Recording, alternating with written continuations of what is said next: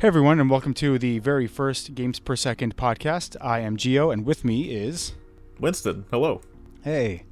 And we are referencing the indie world that happened on April 14th, 2021. So, without further ado, let's just go through the games in order that we saw them. So, the very first one, Road 96. It seemed familiar when I was watching it, but it's very intriguing because it's a procedurally generated narrative. Yeah, it seems like it. It definitely seems that way. It's interesting. I'm intrigued. A lot of indie games seem to be falling into certain different traps, whether it be the Metroidvania thing that got very trendy, the roguelike thing that got very trendy. There's a retro FPS revival happening, and those are all fantastic games. But this, I do appreciate it trying to do something different. That's definitely on my radar. I don't know about you. So I'm pretty sure, I don't remember where I saw it the first time, but I definitely saw this before, and I'm pretty sure I already have it wishlisted on my Steam. Nice. I use my wishlist as more of like a follow along than like I'm gonna buy this later on. So I'll keep track of this for sure. I'm intrigued. I'm wondering how they're going to actually make this like repetitive style gameplay unique every single time. Like they're trying to do a lot as an indie studio. So yeah, it would not surprise me if it's like a lot more limiting than it seems to be. And that's kind of what I'm keeping track of here. Question, since you have it wishlisted on Steam and now we've heard it get announced for Switch, would you completely jump ship and get it on Switch, assuming it plays well? Would you still get it on Steam? Would you double dip? I think it depends. Certain games, when they're on the Switch, you're just more inclined to play them. Like that's just it's how too convenient. The Switch is. Exactly. It's way too convenient. So it depends on if this is the kind of game I can see myself just like hunkering down and wanting to play on the Switch, or if I wouldn't mind just sitting at my computer and playing for a little while. Yeah, I agree. Also, the price difference plays a role there too, right? If the Switch is going to be like $40 and on Steam it's $7, I'll pay the $7. Yeah, no, I see that Switch tax, as it's so wonderfully known online as. Yeah, that can be a bit of a pain. Like, I honestly don't mind paying an extra $5, maybe $10 for a game on Switch, but like once it gets into like Skyrim, for example, being like $80 full price, $40 on sale, where on Switch, whereas on Steam it's like $50 for the special edition full price, and then like $25. It's like maybe on a sale full price. That's a tough sell. No, I completely agree. For me, I think it's like, if it's over $20 more, then it's like, it's not worth the buy for me. I agree. There could be some games that were like, that isn't the case. Maybe I really, really, really want something on a Switch, and like that might come into play, but from the Switch's inception to now, that has never happened. I think I've picked up something that had a price difference of over $20 once or twice. I'm not gonna lie to you. I like my little tablet. I like my little Switch. You better not lie to me. What can I'd I? be insulted. But yeah, Road 96. I'm definitely intrigued. It's different. It's an indie game that seems to be trying to break away from certain traps that a lot of indie games have fallen into. And mind you, when I say that, like some of the retro FPS games, some of the Metroidvanias, some of the roguelikes, I adore those games. Hades, Dead Cells, Dusk, Amid Evil, Hollow Knight. I adore all of those games. I own all of them. They're amazing. But I do also appreciate someone trying something different as well. Oh, 100%. Like, I'm definitely the kind of person that, like, if I see something different, even if I'm not, like, particularly interested in playing it myself, like, I'll follow along with that kind of thing. Like, it's something that's interesting. Yes, exactly. The next game was Aerial Knights Never Yield. When I was watching this, my gut instinct was, oh, it's parkour ollie ollie. which actually ended up being interesting later in the presentation, bringing up Ollie Ollie. But we shall talk about that later, I suppose. Right now, we're talking about this game. But yeah, or wasn't there like a mobile game that blew up? I was gonna say, so like there was wasn't it Vector, something like that? Ton of different mobile games. I don't know which one like started the trend that followed this format of like it's just like an endless runner type deal. Yes. Where you're dodging up and down and going around. When I first saw the game, like my initial instinct was like, okay, I'm not like super impressed kind of thing. But like then thinking about it more, I'm like, okay, visually it's like really, really nice. It seems like it's following some sort of story. Yes. And then after the initial like look at the game, because like it shows after he like talked about it for a little while, it shows immediately he's going into like this industrial setting and he's just jumping up and down and doing whatever. Yeah. And it's a little bit later where they kind of show a lot of different like variant scenes where it wasn't just like industrial stuff. It was like in the middle of a field or like in a city, and yeah, it was varied is what I'm trying to say. So yeah, no, it definitely started breaking things up and mixing things up later on. But yeah, I guess maybe not the strongest first impression, I suppose. Yeah, and that's when I kind of caught my interest a little bit more. Yeah. Not like really up my alley. Am I gonna be like really waiting for this game particularly? Probably not. If the price point's good, I'm okay with it. Might give it a go. I'm in the exact same boat where it's not particularly something that I would normally go for, but it looks interesting enough, and if the price is good, then why not? But yeah, not something I would typically play. It doesn't make it bad, just maybe for someone else. Yeah, exactly. And there's a demo today, so like it's cool that they released a demo immediately.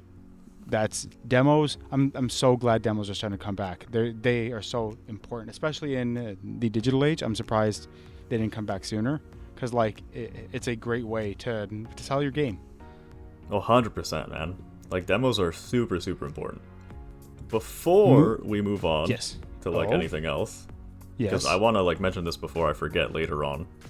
Of course. I really, really liked, and this is something that Nintendo has done a lot more recently, and they're like especially in their indie directs. There is a lot more out of the country stuff happening. Like you see people from a lot more like here, companies. there's like France. We've already seen people from France. This Road 96. Yep. Like we're gonna go on to more other people too, but there's like Mexico, there's South Korea, there's all over the place. Germany. Yeah, even one of the indie worlds from last year highlighted Blue Fire, which is a game I've personally played specifically on Switch, not Steam, and that studio is from Argentina, I believe. So yep. I completely agree. I love seeing games from companies from all over the world because you start to see different influences and different art styles and different gameplay loops and a lot of things. So it definitely, the more diverse kind of Nintendo casts their net in terms of like where they're showcasing. In terms of which companies they choose to highlight. But the more diverse that net is, the more diverse the genres and games that we, the consumers, get as well. Yeah, I completely agree. I really, really like that they're highlighting games from all over the world. And like, I agree. It kind of goes to show how big gaming is becoming, right? Like it's already been big, but it seems like more and more indie developers are coming out of the woodworks, regardless of country. Yes. And it's really impressive. Yeah, definitely. Moving on to the next game, Last Stop. What did you think of this one? There was not like much to go on. Yeah. With this, because so it went Last Stop and then it went straight into like the game right after that, because I guess they're like partner companies.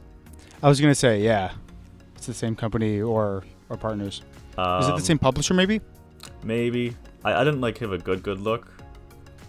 Last Stop, it seems interesting. It seems like it's like a tale where a bunch of people share their consciousness in like different bodies. Yeah, it's so strange.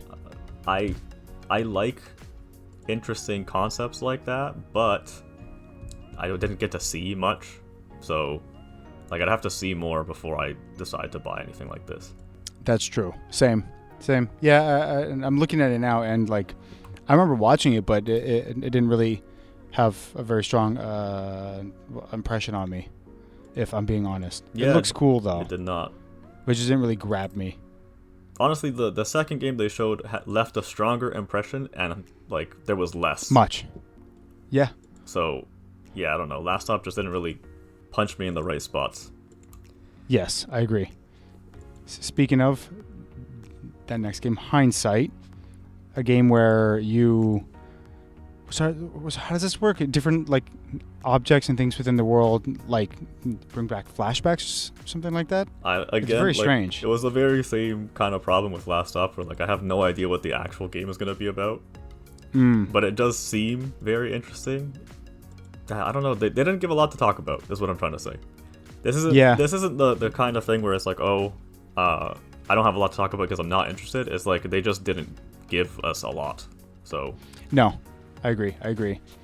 I will say though, so far, including the next game, Ollie Ollie World, which we're about to get into as well, five games. Well, even looking at the next game after that, The Longing, 6 different games, 6 different art styles, 6 different gameplay loops. Like again, going back to that diverse talent pool equaling a diverse genre. Pool, I guess, if that makes sense. No, that makes perfect sense. Which I'm loving. I'm absolutely loving that. That's just indie development, like as a whole. Yes.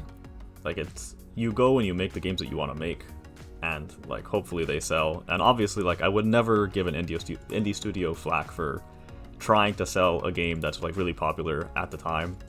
Like you got to make ends meet somehow. Exactly.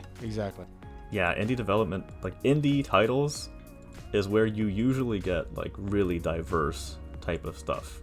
Yes. I don't know. I love indie games, and I'm known to love indie games. So yeah, like it's just stuff that I really enjoy, regardless of whether I'm gonna buy things or not. I'll get enjoyment out of them. True. I'm just looking at the screenshots for Ollie World here. Lots of pinks and blues. I love me some pinks and blues. Yes. Got a very summer vibe. I've never played Ollie 1 or 2, but I honestly might give this one a sneak peek. This one, I might pick this one up. It's still the same like 2D side scroller thing, but I don't know. It looks like they're trying something a bit broader, a bit different with it. Yeah, I agree. I haven't. So I'm not gonna lie. Like I haven't heard of the Ollie Ollie series at all until right now. Yes. Interesting. I'm sure that like I've heard of the series before, but like it didn't like resonate with me or whatever at the time. Didn't stick in my head. But once I saw Ollie Ollie World, I was like, wow, this is really interesting. It kind of gave me the same-ish vibes as like Never Yield, which is like the second thing we saw in the indie showcase. Yes. Yep. Where I was like, okay, this is kind of like a pseudo game that I've seen before on like mobile or whatever. But it seemed to give me more. Like it gave me a sense of more depth. Yeah, through gameplay. There's more meat on the bone. Yeah. I looked at it and I thought like this is something that I might buy if it's like the right price. Absolutely. Same here. I definitely agree. It's because the other ones were like very arcadey, where I'm probably wrong, but I thought they were more like level based. Whereas again, World seems to be much wider levels and or open world, I would assume. Yeah, because like they were showcasing, there were parts that were just like long stretches that were a bit more chill, probably to connect various areas, which again it provides something in those in betweens, or rather than just menus going from level to level. So I definitely think that might be very much to its benefit, where it's a bit more seamless and you're never taking the player out of the action. It slows down to load the next area or to do something else, but it doesn't take you out and back to a menu. which I think is important for an arcade style game like that. I think it does a really good job. It gives like 2D Sonic vibes, like from way back. Ooh, good comparison. I never thought of that. Yeah, and I really like the Absolutely. Sonic games when I used to play them. So, like, Sonic Mania is great. yeah, It's a celebration of the old games and a bunch of new stuff, and it's just it's great mishmash. And sometimes the new stuff is better than the old stuff. It's that good, I think. I have never played Sonic Mania, so I can't never speak beat to it. that. I've never beat it, but I have played it. It gets very hard. That's fair. In my opinion, someone's gonna say it's easy, and it probably is to them. But to me, I found it hard about halfway. Yeah. I mean, everyone plays things differently. Everyone has a different level of skill. Like, that's just a thing that's gonna happen. Of course.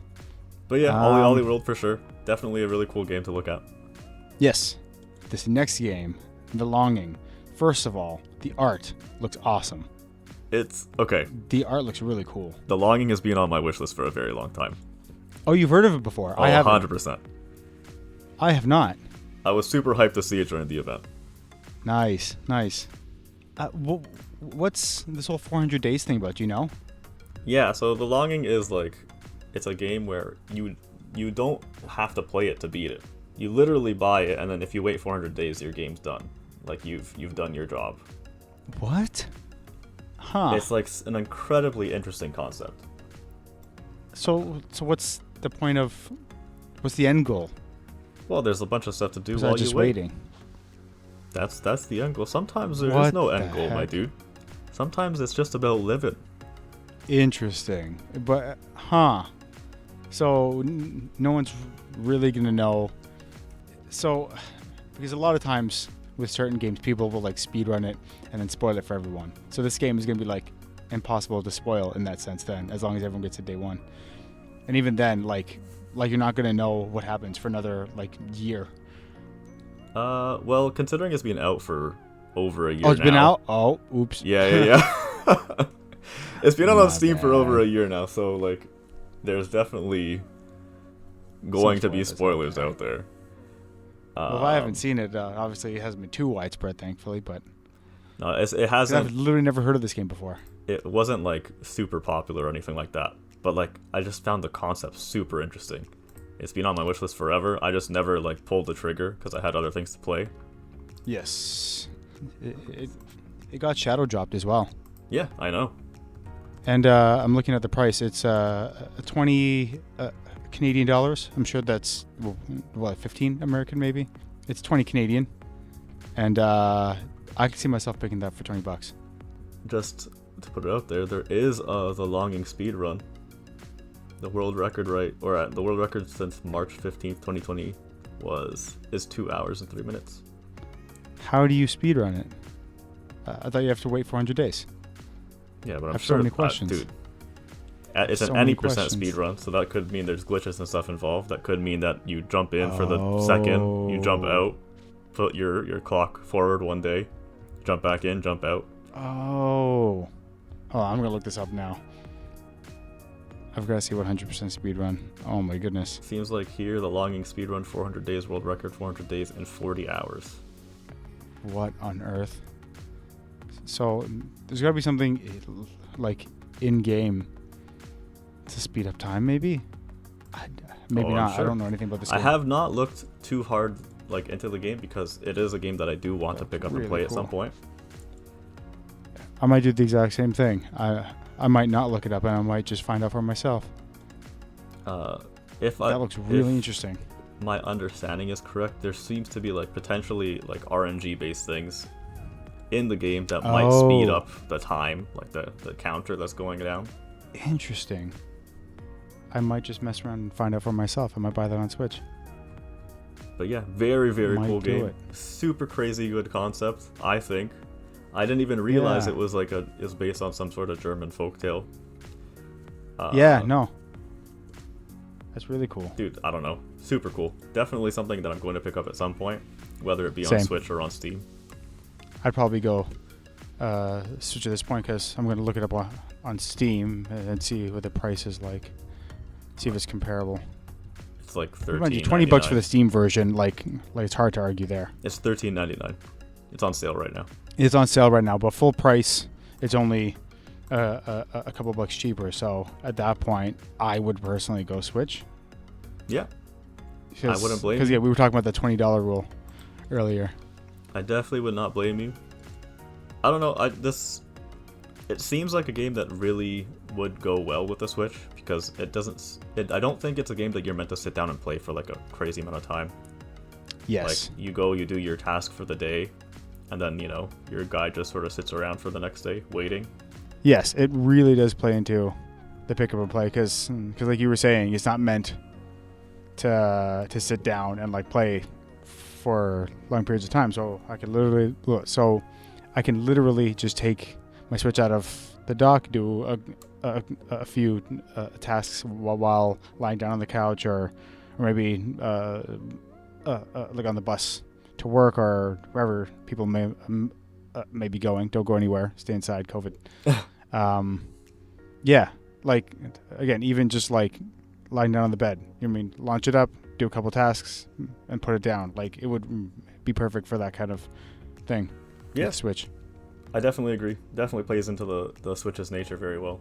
For me personally, I wouldn't mind getting it on Steam. I spend a lot of my time on my laptop anyways, so it's kind of like the same concept where if I'm already on my laptop, I can just boot it up on Steam, play for however long I need to play it, and shut it back down. That's fair.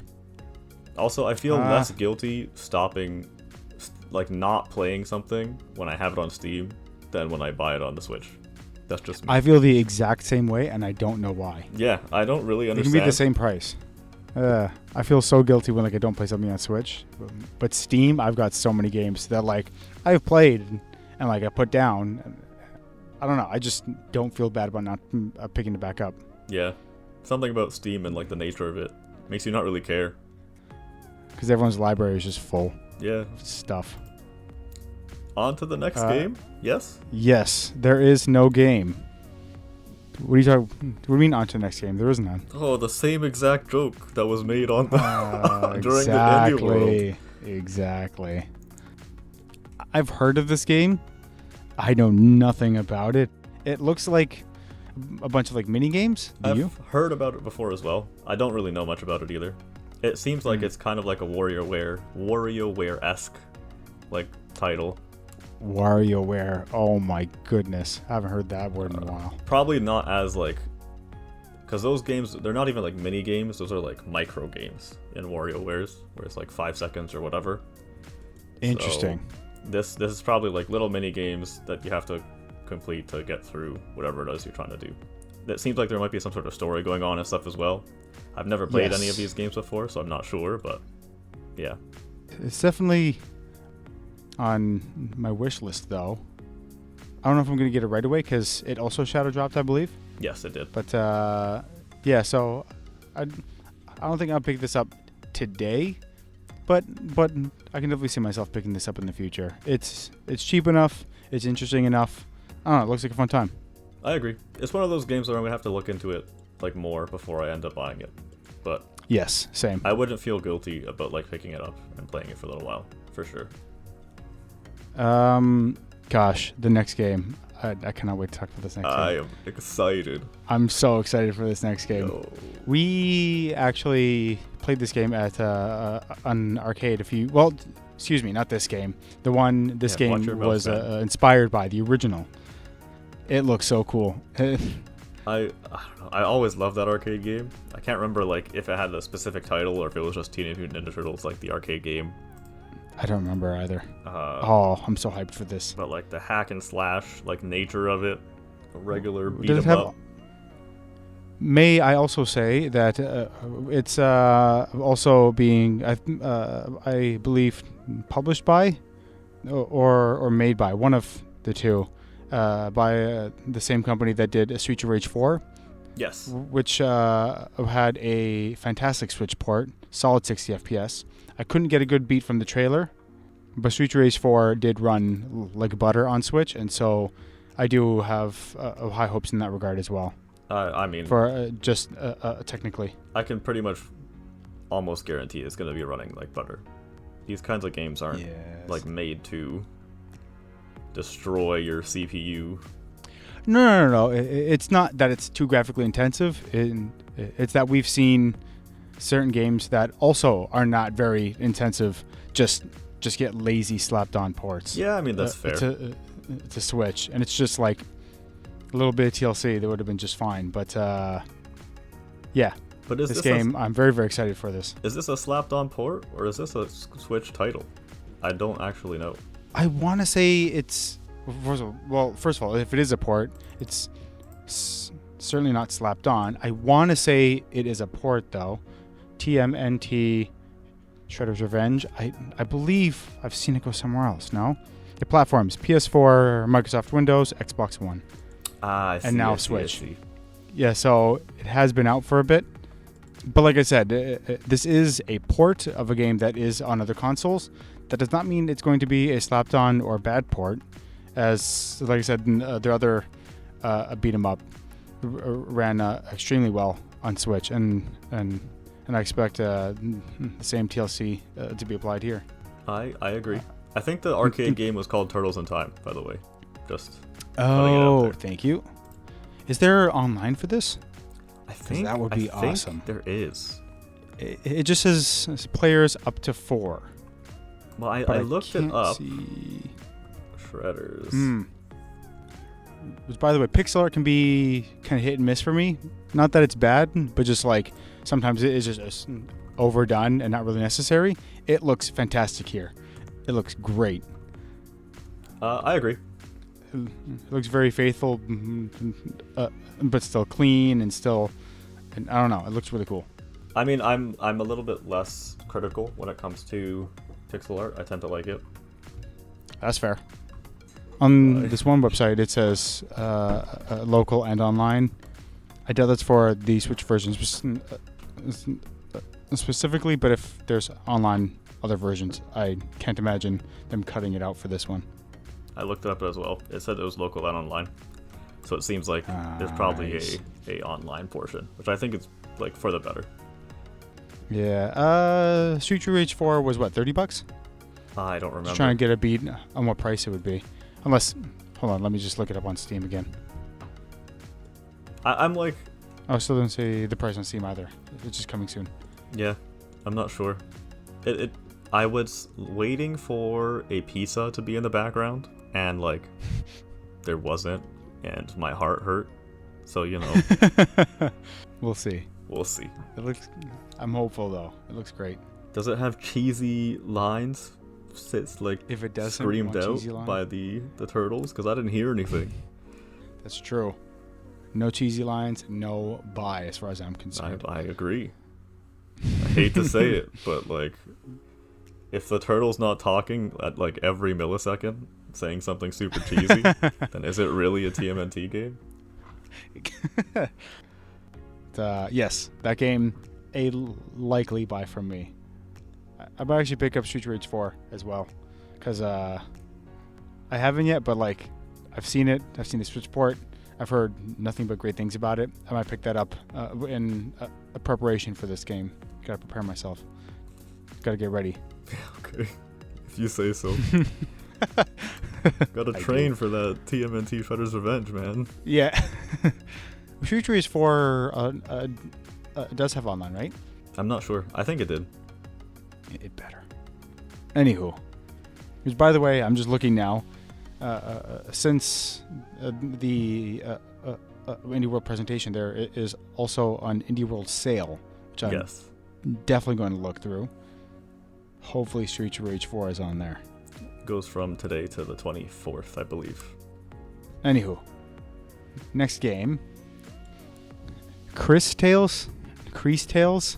Do you know? Crystals? Is it a play on the word crystals? It might be. Wasn't there another game? What's just like Grease or Grease or something like that?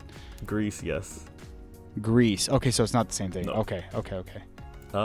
I don't know much about this game. Neither do I. Gonna be real, but I will say that the visuals, in terms of a lot of it being like what seemed to be a 2D assets, but like a 3D environment that the person was like moving forward through like a 3D kind of thing. I thought that was a really cool contrast, seeing these 2D sprites in like the 3D environment, which I know it's been done before, but I think that the specific style that they went for worked really, really well and was very striking. Dude, I was in a good way. Like this in a very good way. The visuals of this, like, yes. I enjoy them a lot. It reminds me of like old style Paper Mario in a way. Yes, that's a very good a comparison. Which, actually, thinking about it, because I'm just looking at some screenshots. Is it a turn-based combat? Yes, I believe so. They called it a JRPG, so. I'm not usually one for JRPGs, but for some reason this one's on my radar. I don't know why. I like the concept of the going back in time. Yes. Like they can revert time on like enemies and stuff, or make them older or younger and stuff like that. Seems very interesting. It's another one of those games where I'm gonna have to take a look, like when it's released, and see what it's actually offering. But it seems very interesting. I agree. I'm gonna have to look for more first. Maybe it's not necessarily like a day one purchase for me, but it's the first like game of this style to be on my radar at all in a very, very long time. I will say that. No, that's fair. I wasn't like super excited to see it, but definitely, like, as the trailer went on, I was like, wow, it seems very polished, very interesting. Yes. Yeah. Yeah, I don't know what else to say about this one, but it is out July 20th, and it says you can download a demo. Yep. So I might just do that. I may also do the same. I'm telling you, it's those demos. They get you sales. Oh my gosh. This next game. Getsu Fumiden? Yes, sir. Is that how you say it? Yes. First of all, another game, another very striking visual of art style. I love the visuals in this game. Truly, it looks awesome. Very colorful, very like hand drawn. It's really cool. Sorry? No. I agree and disagree at the same time. What? I very much do like the art style. It's just like some of the enemies and how they look as they're moving around on the screen is slightly displeasing to me. Interesting. That's fair. I can see that. But I've never, like, a game with visuals that are not my favorite, it's never stopped me before. True. And I want to make it very clear. Is out yeah. It's not the overall visuals that I dislike. I actually think it looks awesome. There's just something about certain enemies and how they look as they move about. That's fair. Again, it is out next year, so... I mean, the big thing that stood out to me, like, aside from the visuals, which are, like, they were very nice, is the fact that they've announced it and it's a 2022 release. It's the only 2022 release of this entire lineup, by the way. Oh, good point. Good point. I don't know, if it seems very weird. Is Getsu Fumiden like a very big name? I've never heard of it before. Maybe? Yeah, I'm also Googling it because I would like to know more. Konami announces Getsu Fumiden sequel for Switch. Huh. Initial release date 1987. Wow. Interesting. I did not know anything about that. Okay, fair. So this is a sequel, Undying Moon. Getsu Fumiden : Undying Moon is a sequel to a 1987. What on earth? I thought that this was just a random thing. I did not know anything about this. Okay, I'm very interested now. Yeah, this makes things a little bit more clear for me. This is obviously it was probably like a very large title specifically for Japan. It actually says here it was available exclusively in Japan in 1987. I was going to point that out. Yeah. So all ports of it, including more modern ports on the Wii Virtual Console, the 3DS Virtual Console, and the Wii U Virtual Console, were all also Japan only. So now I can understand they're saying like, okay, it's coming in 2022. This is probably bigger in Japan. Yes. So it's like hey, like, look at this. It's coming. That's really interesting. I wonder now if it'll get, like, if the original will come over to North America. Which, by the way, the sequel that got announced today will also be going to Steam. Yep. But obviously announced at the Indie World, so I'd probably get it there. But yeah, I'm really, really interested to see if it gets, if the original gets an official North American port, either before and or alongside it. If it gets added to, like, was it on the NES? No, I don't know. It just says release family computer. Oh, In Famicom. Japan. Oh, was it the Famicom? Have to be. Okay. Is it on the NES Nintendo Switch Online console thing? That would be a good thing to look into. Hold on. Wait, again, if it is, probably not here. Maybe Japan only, because there's no official North American ports at all. Yeah, that's fair. It probably is a Japan only thing. I can see them releasing it on the Nintendo Switch Online, like alongside this game. Yes. Seems like good marketing strategy to me. Honestly, I'm currently looking at the list of NES games on the Switch in North America, and I do not see it.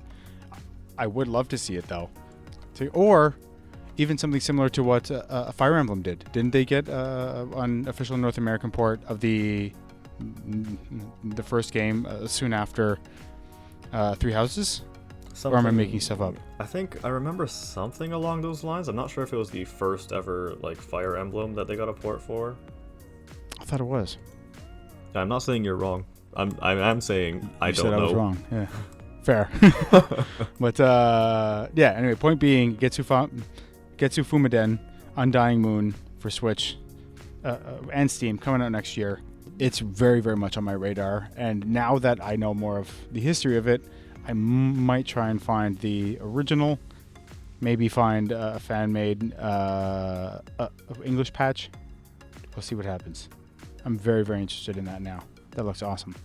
But anywho, the next game, Aztec Forgotten Gods. Yeah. This looks cool. This looks really cool. So my initial This looks thought really cool. was like, hey, Mom, can you buy me God of War? And then Mom's like, we have God of War at home. And then this is it.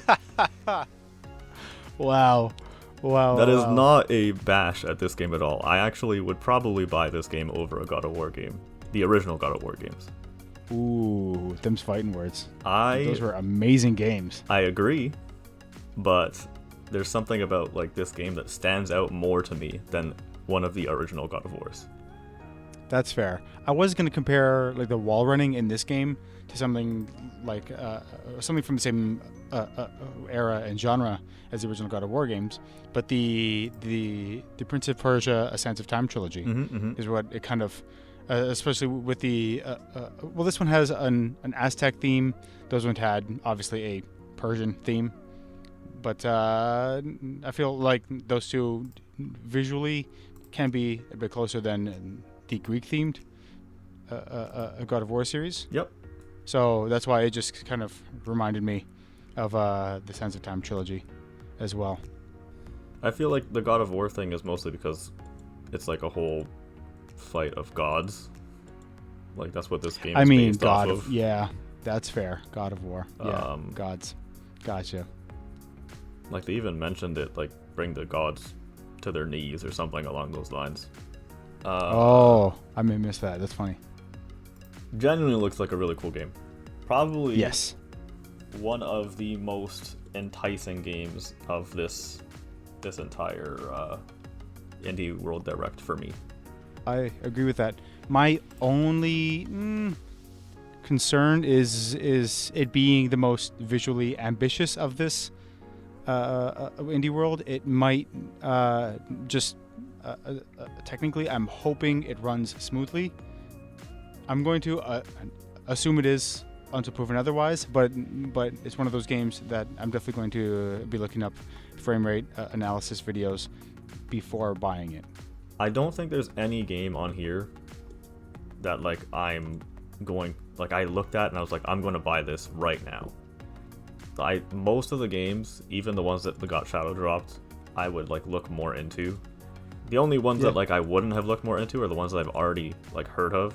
So like I know what the longing is, right? If I wanted to, I would buy it like right now because I've looked into it previously. Always gotta do your homework before spending your hard-earned cash. Yeah. There was nothing that like really was like buy me now. Yeah. For me. That's fair. No, I agree. Like last year, as I mentioned earlier, Blue Fire was like an immediate eye catcher to me, which I did end up buying day one when it came out, and I regret nothing. I think that's a really great game, but nothing really grabbed my attention like that this time around. But I feel like this one might be more consistent in that there's a bunch of games that I'm like, like that's on my radar. You mean, that looks really cool. So I feel like there's more games I might actually end up with on Switch after this one.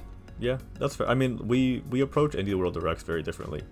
Like, of course. Oh gosh, yeah. So, it's like, even the last Indie World Direct, or like all the other Indie World Directs, the ones where like Blue Fire was a thing and everything else, like I always go into it and I'm like, oh, these are interesting. Like I'm interested in everything kind of thing. Regardless of whether I'm interested in buying it or just interested in it as a game, that's kind of like what I go into these directs as, especially like the Indie World ones. My enjoyment of these directs is not as based off of like whether or not the games themselves will be buyable for me. That's fair. That's right. You're just looking to see what smaller developers are bringing over to Switch, more so than what kind of game you specifically like per se. Yeah, these things excite me. That's fair. Okay, this next game though, Skull, the Hero Slayer. The visuals, well, initially it didn't remind me of this game, but when more gameplay and more like UI elements started popping up, it came across as like a distant cousin of like Dead Cells. I want to say visually, the pixel art, certain like the numbers popping up when you deal damage and so on and so forth. A lot of that reminded me of Dead Cells. The UI in the bottom left corner having different abilities on timers with like boxes and stuff like that. That, like I said, a lot of that reminded me of Dead Cells. The character models are vastly different, which is good. But yeah, just visually, the first thing that popped into my mind was that it looked like some kind of distant cousin of Dead Cells. Yeah, I mean, I agree. I feel like I wouldn't describe it as visually. I would say like mechanically, yes. True. But I understand what you're saying. Like your initial view of the game, like because of how everything was laid out and like what the mechanics were showing, it looks very Dead Cells-like, and I agree with that. Yeah. Which is not a bad thing. I've bought that game twice. Yeah. Once on Steam and once on Switch. so that's not an insult in any way, shape, or form. No. I've actually, so Skull the Hero Slayer, it was like a PC game. I think it's out already. This guy knows everything before I do. Dude, I'm an indie developer kind of person. That's fair. Like I know this stuff. That's very true. It's already on my wish list. It's something that I've been watching. Nice. I was very interested when it first came out. I kind of died down on interest a little bit later on. Not for anything in particular, just like I found other things that I wanted to buy more. That's fair. But like it still seems like a very solid game, and it probably is a buy for me, whether it's on Steam or on Switch at some point. The concept of like them changing the heads and like having a bunch of different playstyles and stuff is very interesting, and it does seem like, and I feel like this trailer showed it a lot better than the trailers that I've seen before. This is like a very fast-paced game, like a fast-paced combat-based game. Yes. Whereas other previous trailers I've seen kind of just showcased, how do I say it, like the varying of the fighting styles and not like how quickly you kind of have to go through everything. Okay, interesting. Definitely some kind of buy for me. And which we didn't really bring up during the Aztec Forgotten Gods either, but this is another like international indie game. Yes, yeah. This one is from South Korea. Yes. I don't remember where the last one was from though. Mexico. The Aztec one. Mexico. Nice. Yeah, man. Again, and the two completely different styles of games, which is, I mean, because like when you're playing the game, like obviously, like it doesn't matter where it comes from. Like I just want a fun game. But with that said, as I mentioned earlier, like the more international these studios get, and the more different studios from around the world start bringing their games to Switch, like that's naturally going to bring along different influences and different things along with that. So the more diverse the talent pool, the more diverse of game genres we get, and there's two perfect examples of that. There's just because they're two completely different games. Yeah, I completely agree. I also feel like representation in the indie developing scene is like very cool. Yes, that's true. Representation. Like just even if so like Skull, the hero slayer, Skull spelled with only one L, by the way, if you're only listening. Yes. Yes. Is like you don't look at it and there's no like, oh, this is a Korean person or whatever in there. Yeah, no. But like just knowing that it was made by like a Korean-based indie studio, and it wasn't even like an indie studio at the time when they were developing it. It was like a bunch of university students that came together and built it. I was going to mention that. That's right. That's so cool. So yeah, just knowing that is like cool, and I'm sure like as someone who's been to South Korea, I have like not really nostalgia, but like it pulls me more towards a game that I've experienced the country of, regardless of whether the game has anything to do with the country. Yeah, you have more of that emotional attachment since it's something you can personally ground yourself in and you've seen firsthand. Yes, I guess. Exactly. It's just more of that emotional attachment. You're like, yeah. Yeah, I'm just like, yeah, dude, South Korea, you're making it. Even though South Korea's doing like amazing. So. Oh my gosh, yeah. they got tons of stuff. I mean, like specifically with games, they've got quite a few floating around now. Yeah. They've really been. Well, mind you, it's a booming industry everywhere, but it feels like a lot of video games can be very North American and Japanese dominated. Yes. So seeing it grow in other places, specifically South Korea, in this case, talking about Skull, is really, really cool. Oh, 100%. I feel like it's really cool. And that's one of the major things that I liked about this showcase is how many different things came from different places. Yes, 100%. Because like the last showcase was 100%. Like what, Raja, I think it was called. Yes, that game looked really cool. That game looked awesome. That game looked really, really cool. I never ended up buying it, but it is still on my wish list. So. Yes, I was waiting for it to go on sale. It was almost a day one for me, but then I saw a couple extra frame drops than I would have personally liked. I'm going to check back up and see if there's been any patches for it. Yeah, I don't know. It's just cool to see international games being made.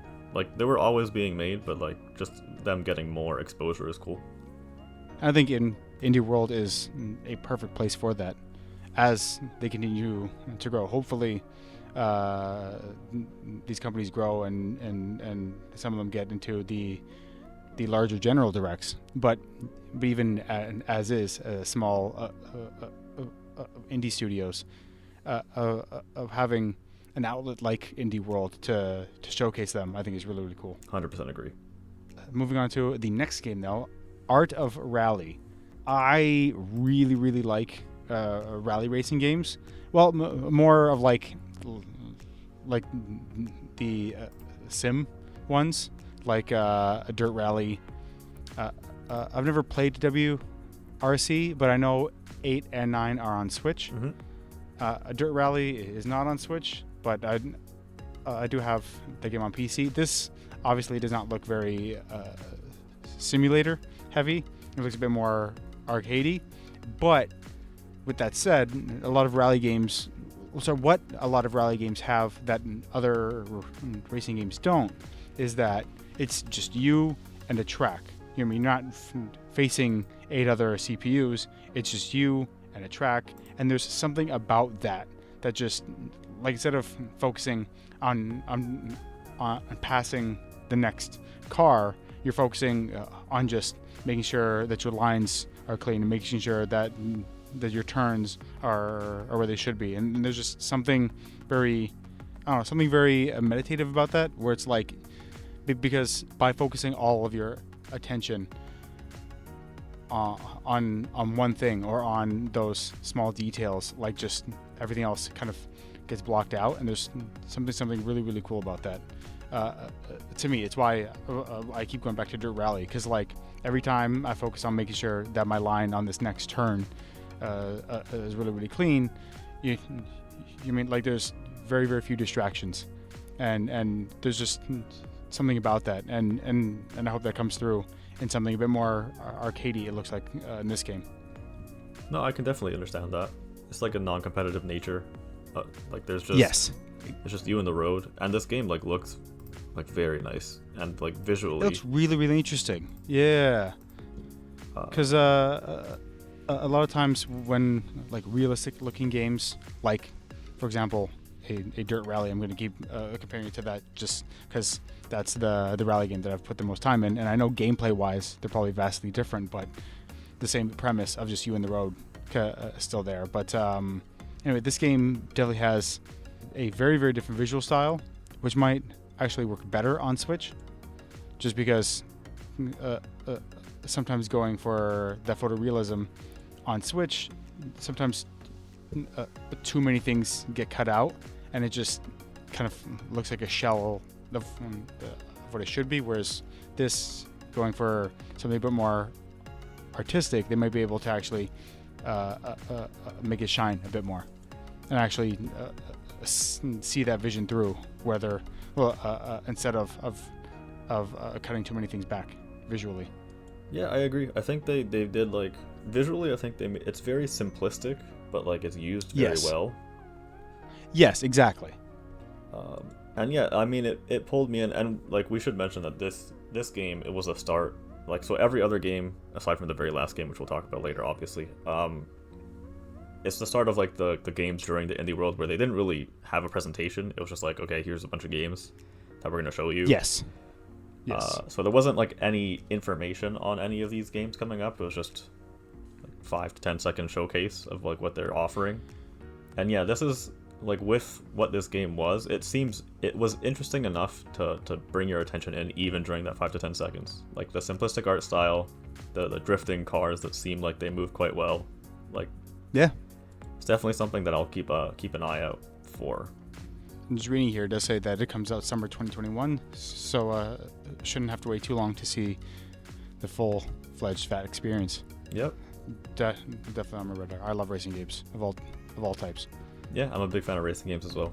Not as large, but definitely a big fan.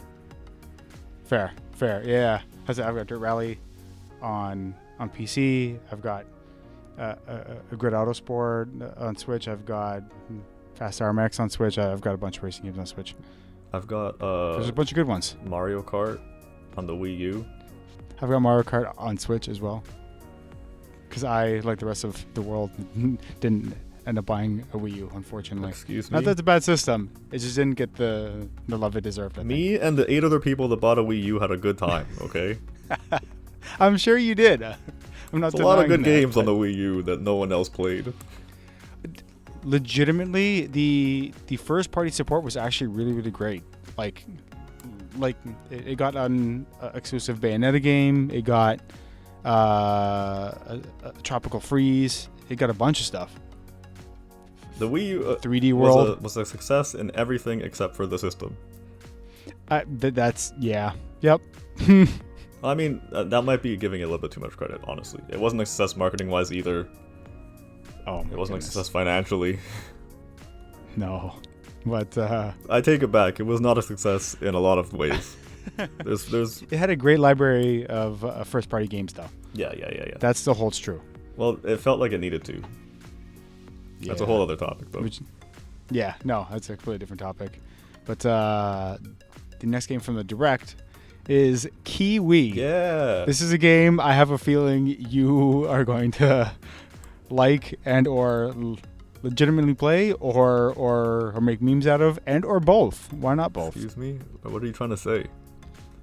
I don't know. You're always the meme lord with the what's that game you keep bringing up? The bird trading card game. Bird watching trading card game. Yeah. Oh, what do you mean, It meme looks like a lord? good game. I'm so excited. I think it's already out. Well, no, we're not making a meme of it per se, but like you're usually the one to pick up the more of like the off the wall kind of games, more so than anyone else in our little friend group. Probably, yes. I will take that. And this Kiwi seems to be somewhere in that realm. It looks really, really goofy, really funny. Doesn't seem to take itself too seriously. And I don't know much about it, though. The other game we were talking about is called Wingspan, just so everybody knows. Wingspan, thank you. September 17th, 2020. Nice. 100% recommended a buy. I have not played it, nor have I looked more into it. Would 100% give my approval to the game. This is what I'm saying. This is exactly what I'm talking about. This is exactly what I'm talking about. There's no better bird watching trading card game that you can get out there right now. Just saying. I mean, you're probably not I'm wrong. Not wrong. I would like for you to try to prove I don't think it's a very large pool of games to choose from. But anyway, Kiwi. It comes out August of this year. I don't know much about it. Do you? No, and I couldn't really figure out what the game was, honestly. Yeah. Like even with the showcase or whatever, like the visuals that we were shown. I will say that now, because I didn't really pay attention to the title at the time, the fact that that is key, like a key for a door, and something about that really speaks to me, man. Also, I just looked it up on YouTube, and it got announced for PlayStation about a month ago as well. Oh man, I guess it's just for down the drain then. Guess it's not a buy for Switch, me. Not a Switch exclusive. Only. No Switch exclusive. No bueno. No.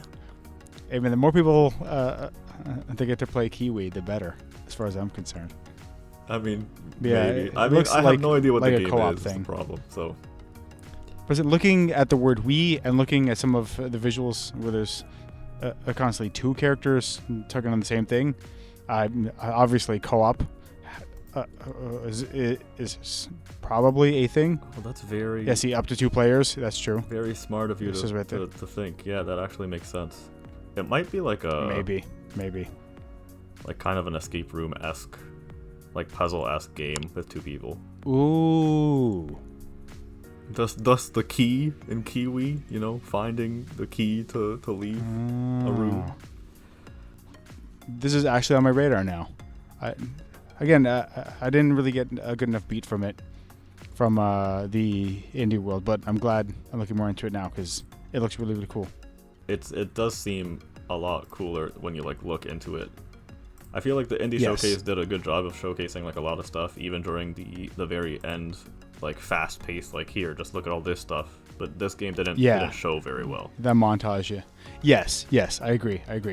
During that montage, some things kind of popped out, some didn't. Yeah. This one did not really pop out during the presentation, but looking at it now, if a friend got this and we're like, oh, yo, do you want to get a Kiwi to play some co-op?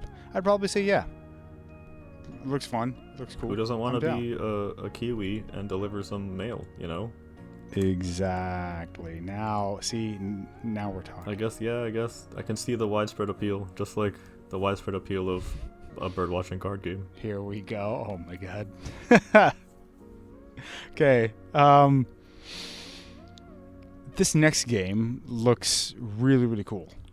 Labyrinth City kind of looks like a Where's Waldo thing. I was going to say the same thing. Just visually. Yeah. Just visually. Looks very Where's Waldo inspired? Just that isometric, cartoony kind of thing going on. It's really cool. Yeah, it brings me back to when I was younger and I would play like we'd get these giant books of like I Spy. Yes. You have to find these like little pieces or whatever inside the visuals. Yeah. But like, yeah, I like the fact that it's like a maze-ish game. Seems cool.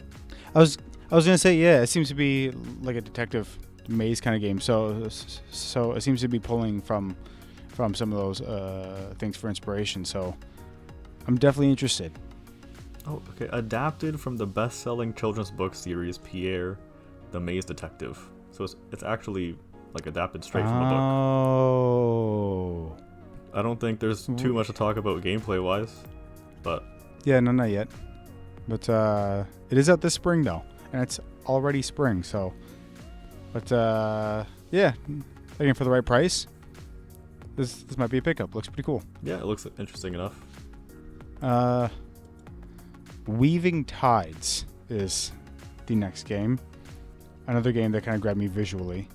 I don't know much about the gameplay. This is like the second game that I was gonna mention, like during that like highlight reel that didn't show well. That's fair. I agree. Because both Kiwi and this game, it's not like visually they didn't show well. Like visually, they looked pretty decent. Yeah. They were interesting concepts. I just don't know enough about it. Yeah.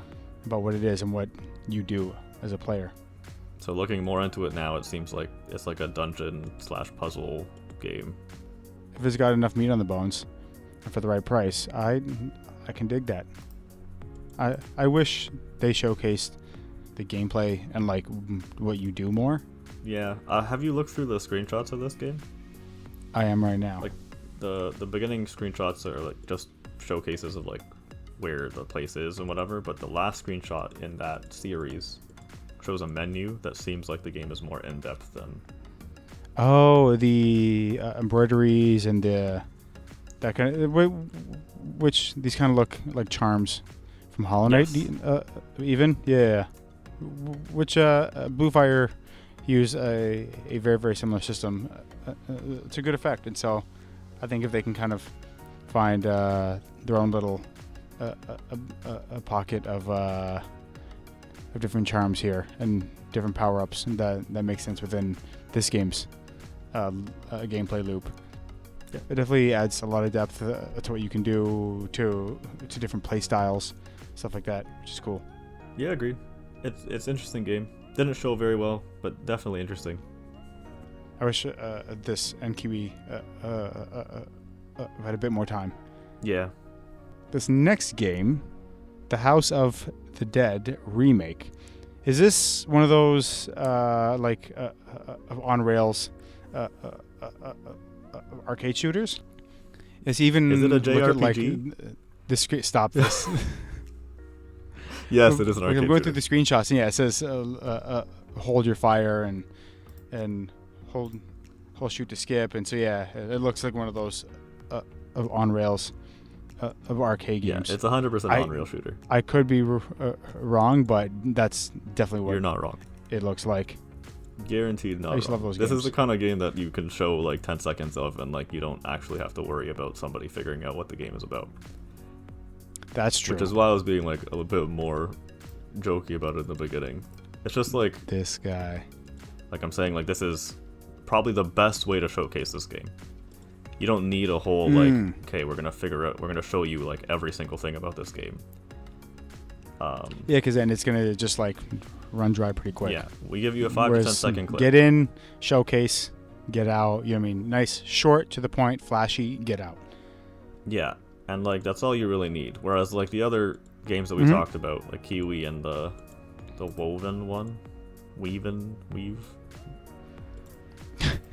Maker, Weaving Tides, Sweating Ripples, yes, Sweating Bullets.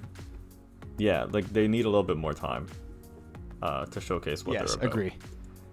The House of the Dead seems cool.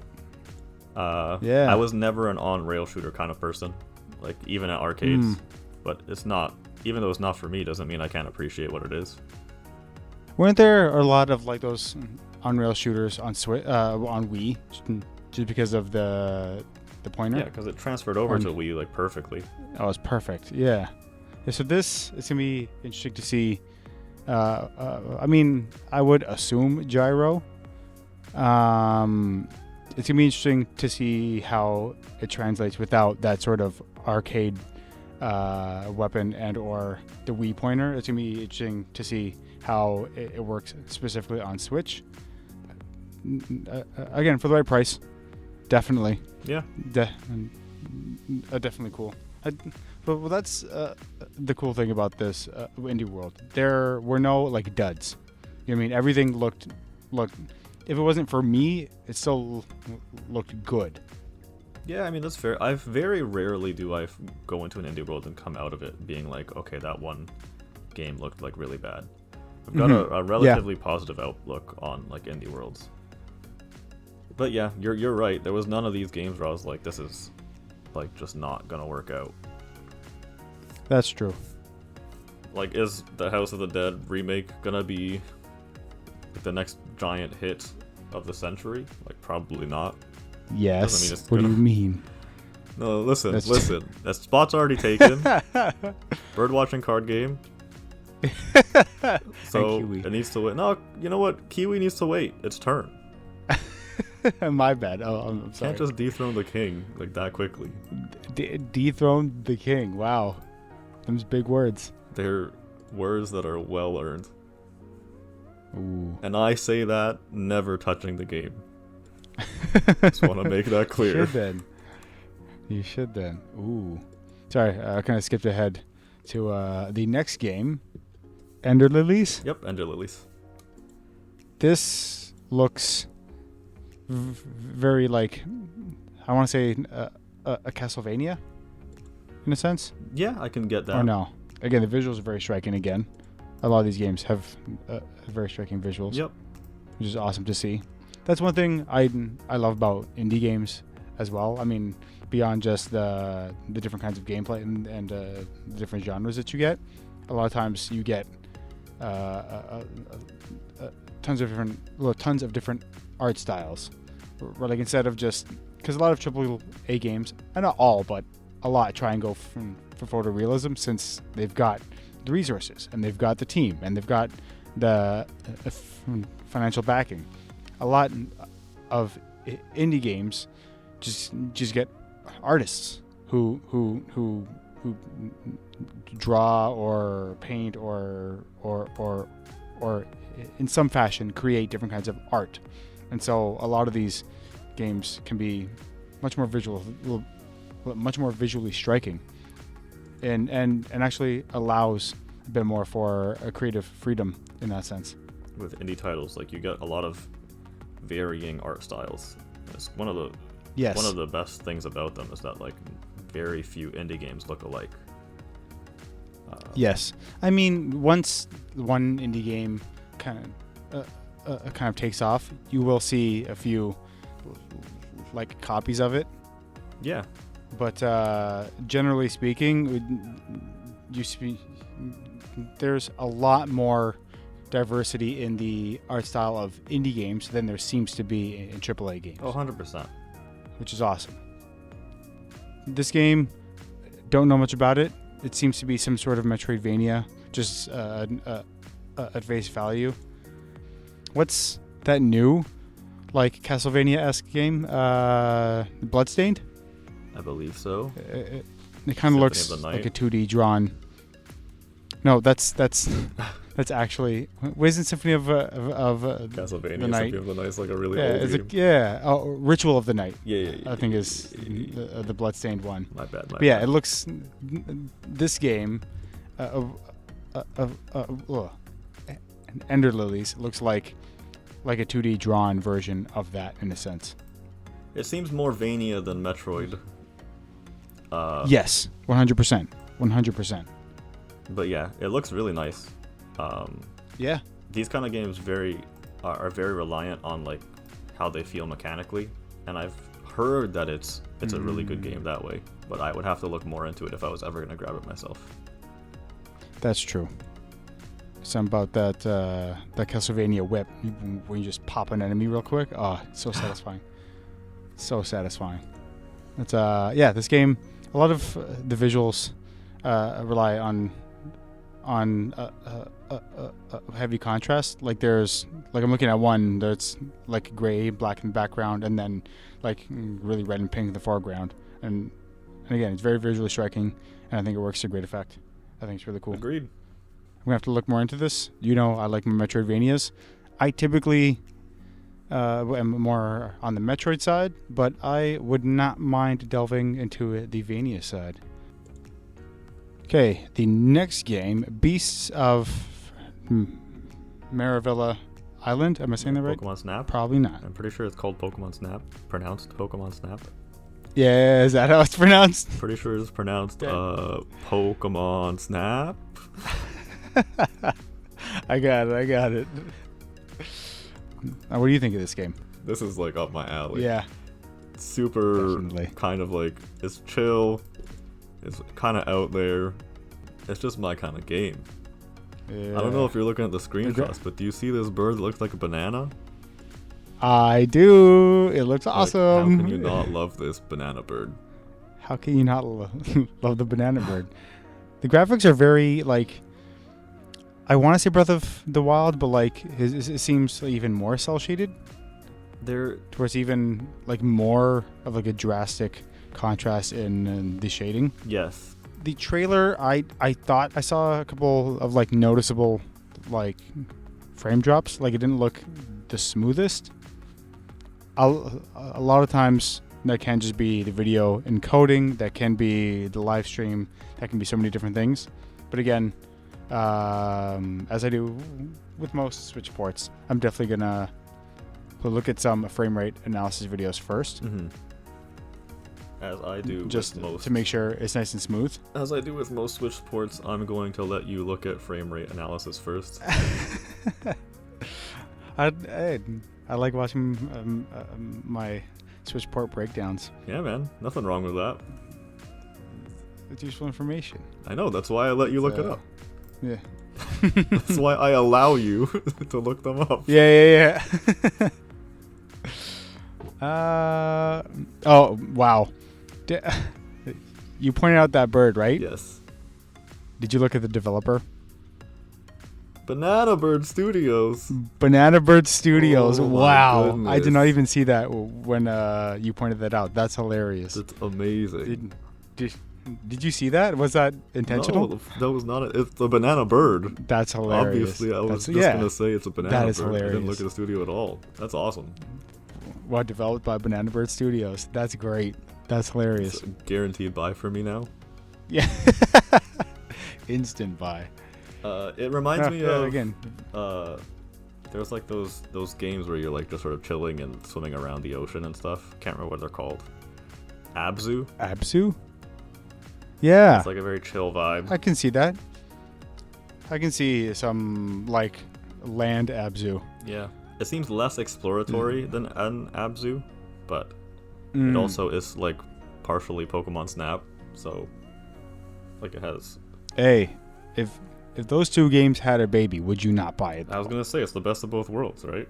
So right? Yeah, that's not a bad thing. I mean, it just needs to include a trading card game, and then like we're good. Oh my goodness. Oh my god. Can you imagine a bird watching game?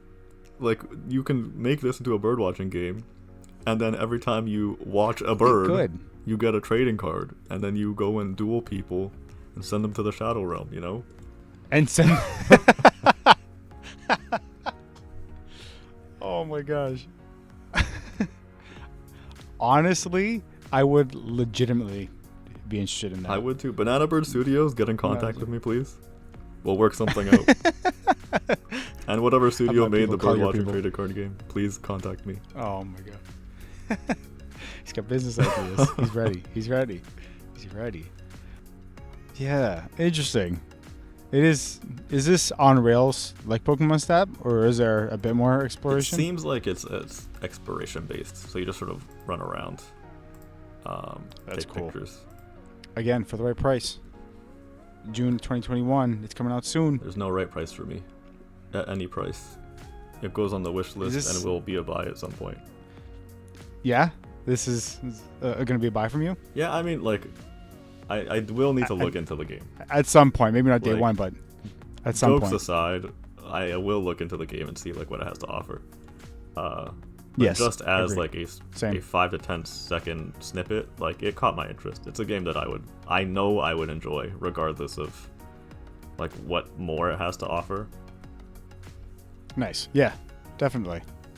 That brings us on to what I thought was the last game, Fez. Fez. This game is on other platforms, correct? Yes, Fez. Well, Fez is I recognize crazy this. old. It's not like Really? It's not like it's like modern day old. The initial release date was 2012, April 13th. Interesting. Yeah, Fez was one So- of the indie games to like kind of make a route for everybody. It's when the indie scene was growing, and then Was there was it a bunch of the- controversy about it afterwards. Oh, Not regarding Not the game itself. It was so there was the developer, Phil Fish. He was developing Fez 2, and he got really upset with people. Like social media really got to his head. People were getting really upset with him and how long it was taking and yada yada. So we ended up canceling Fez 2 and just dropping off the grid. Oh. Huh. It goes to show that you gotta, be kind to people. Otherwise, Always be you don't kind get to a people. sequel to that game you really liked. Yeah. It's interesting. Look, it's with that in mind. Then it's interesting to see anything related to this game come up at all. Yeah, then. I was very surprised when I saw it pop up. Interesting. I wonder if it's him slowly coming back. If maybe a publisher picked it up, a different publisher picked it up. It'd be interesting to see the logistics behind the scene to see how this port got done. Then, Yeah. with all of what you just said in mind, that's interesting. Yep, I was very interested when it popped up, just for that reason, because I knew the history behind what went down. Oh. It was an easy recommend back in 2012, or back whenever I found out about it was probably a year later or whatever. And I would probably still recommend it to this day. Yeah, it looks let to mess around with the concept of like messing around, bouncing between like 2D and 3D. Well, not bouncing between 2D and 3D, but like playing with this environment, right? Where it's like you can change the angle that you're looking at the level from, and that changes the way you can interact with different things within the level. Is that correct? Yeah, it's it's not as in depth of like changing specifically the angle. I mean, it's very much on like its own axis, right? You see it from Okay. It's a hard 90-degree shift every single time you do it. It reminds me of an old PSP game called Crush, where you kept switching between 3D and 2D, and and again, it would change the way you can interact with the levels depending. Yeah, Crush was literally just like platforming levels. That was it, to my knowledge. Fair. But yeah, Fez, very good game. Yes, Fez. I would 100%. It's also out now and slightly on sale. So if you are interested, pick it up. Why not? I might end up grabbing it, honestly. Why not? Nice. And then the final reveal, Oxenfree 2, which I have never heard of Oxenfree 1. So that was cool. And I just don't know enough about the series. Okay, so Oxenfree, Or after first looking game. it up, definitely have seen this game before. Like, I was trying to refer it back to this game, but I've never actually played Oxenfree. I've only seen it in, like, trailers and screenshots. So I wasn't entirely sure. And I've never played it. I've heard it's an incredible game. Really? Do I think it was a good choice to like end the direct and then pop it out? Probably not. Fair. Which they always have those the surprise at the end of directs though. So I was expecting something. I was expecting something too. This surprise seemed more like it was hidden and shoved in your face in a different way. That's fair. I was watching it on YouTube, like live, so it left a lot of people upset. Which I feel like is it's always a risk when you're doing this with an indie game, because they don't have as wide of a reach, usually. That's a fair point. If you popped, like, oh, at the very end, it's like, boom, it's Undertale, like, the sequel kind of thing, then people be like, oh, crazy, that's awesome. If it was boom, it's Silksong. Oh, man. It would have been, like, that's what a lot of people in the chat were, like, expecting as well. That's fair, yeah. Like, you have to be very selective with these kinds of reveals for indie games, right? Yeah, like one time it was Exit the Gungeon, wasn't it? I believe so. I can't remember all the reels that they did. What? How did yeah. I'm currently looking to see if I've gotten Oxenfree on the Epic Games Store, because they give us stuff for Oxenfree. Yeah, Oxenfree. See if I got it for free from Epic. I did. I thought, okay, I do have Oxenfree 1 on Epic. What the heck? Thank you, Epic. I don't. Thank you, Epic. Ha, that sounds like your Epic, problem. please get in contact with me. Okay. I might just give that a run through before 2 comes out then. Mm-hmm. This also didn't have like a very hard release date. It said 2021, and like that was it. Yes. So I've probably got some time to get that playthrough of 1 and. Yeah, I mean, I might go and buy Oxenfree and give it a try as well. Honestly, Nice. It was always on my radar, and knowing that it's gonna get a second one, like we'll see how it goes. I'm assuming the first one is on Switch. That's a good question. I'm looking up right now. It probably is. It is for $10 Canadian. For $10 Canadian? $10. What? It's cheaper than on Steam. 10 loonies. 10 whole loonies. 5 toonies. 10 entirely. 5. Oh my goodness. I was trying to think of something Canadian. It's cheaper than Steam. It doesn't even say. Look, it doesn't even say that it's on sale. 100 dimes. Sorry, I'm not done with the bit. Okay. I love that. Sorry, I'm not done. It is a little bit cheaper. It is on Switch. That's unusual. That is unusual. Again, make sure that runs well, and might be the game for you. I'll probably give it a try, whether it's on Steam or on the Switch. I'll buy it in whatever way that will make me play it more. Yes, of course. So that's all of the games from that Indie Direct. We have been talking about them for quite some time, so just to wrap up, that just about does it for episode 1. Yes, sir. If you did like this podcast, give us a like. Show your friends. Wait for the next one. Hopefully we do a lot more of these. I would love to. But on that note, we shall see you in the next episode. Bye. Bye.